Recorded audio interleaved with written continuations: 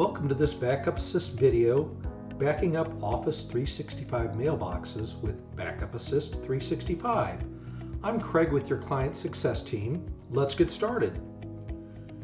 This video explains how to back up multiple Office 365 mailboxes or an individual mailbox to a local or network destination.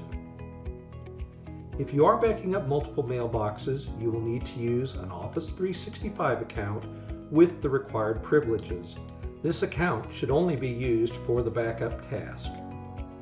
So, to create an Office 365 backup task, open the software, select Create New from the left menu,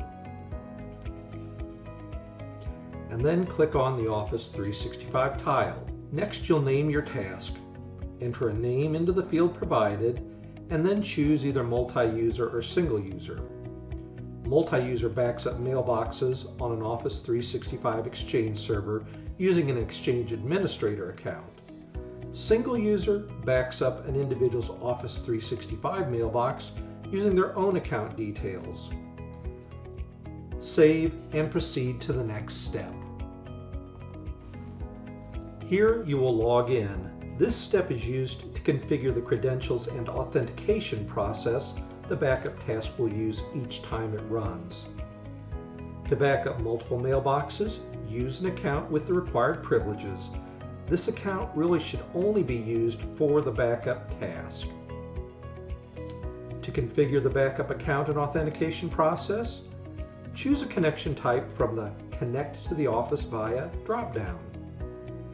You have a choice of basic authentication, which only requires the account's username and password. The credentials are then checked and verified. Or you can choose modern authentication, which supports two-factor authentication using a mobile phone.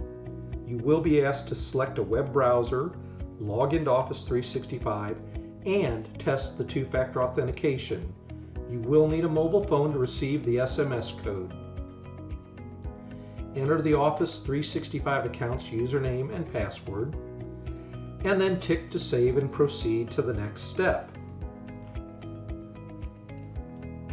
When backing up an online Exchange server, BackupAssist 365 allows you to back up all or some mailboxes.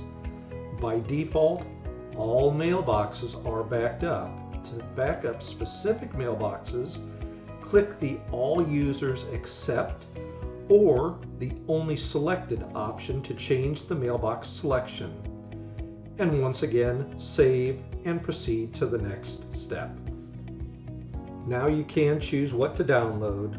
By default, again, all items are backed up, but this can result in a significant amount of data and impact the storage required and how long the backup takes to run.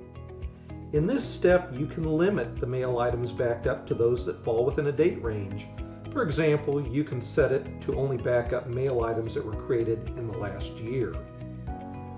To limit the items backed up to a date range, use the Choose a Preset Range to choose a time period or the Custom Date Range fields to enter your own date range. Now you can save and proceed to the next step. Now we'll choose where to store your backups. It is an important consideration. This location should be secure and have room for the backups to grow as more data is backed up. Enter a local folder or a network folder location into the fields provided. A network folder allows you to use a network share or NAS device and may require the credentials of an account with access to that folder. An important note: while a network share is convenient, if it's not set up with adequate security measures, it can pose a data breach risk. To create a best practice network destination, I would encourage you to read our Backing Up to a Network Share on the BackupAssist 365 Guides page. Once you've saved the backup destination, now you can schedule your BackupAssist 365 backups. It's best to run the backup task when users are not using their email, so by default the task will start at midnight. You can use the maximum runtime options to stop the backup task from running at a time when users are accessing their mailboxes. So choose a schedule type to set how often the backup task will run. Set a start time for the task. Now you can save and run. So you can save and your task will run at the scheduled time, or you can save and run to save the task and run it immediately. And one final important note. BackupAssist 365 backs up changes to the mailbox since the last time the backup task ran. The first time it runs, however, the task will back up all data and take longer to run. For this reason, you may want to run the first backup manually to ensure it runs as expected and to ensure that it does not impact the users. Well, that's all there is to it for backing up Office 365 using BackupAssist 365. We appreciate the opportunity to earn your business.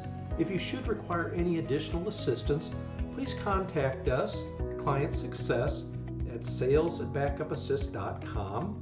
You can also reach our tech support team at support@backupassist.com.